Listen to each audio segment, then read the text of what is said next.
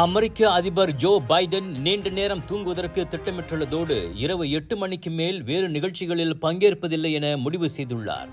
எதிர்வரும் நவம்பர் மாதம் அதிபர் தேர்தலில் போட்டியிடவிருக்கும் ஜனநாயக கட்சியின் வேட்பாளரான ஜோ பைடன் வெள்ளை மாளிகையில் அக்கட்சியின் கவர்னர்களிடம் இதனை தெரிவித்திருக்கிறார். ஜனநாயக கட்சியின் 20க்கும் மேற்பட்ட தலைவர்களிடம் உரையாற்றிய 81 வயது ஜோ பைடன் முன்னாள் அதிபர் டொனால்ட் ட்ரம்பை அதிபர் தேர்தலில் வீழ்த்தி மேலும் 4 ஆண்டுகளுக்கு தொடர்ந்து ஆட்சியில் இருக்க முடியும் என்ற நம்பிக்கையை தெரிவித்திருக்கிறார். எனினும் இது குறித்து வெள்ளை மாளிகை எவ்வித கருத்துக்களையும் உடனடியாக வெளியிடவில்லை.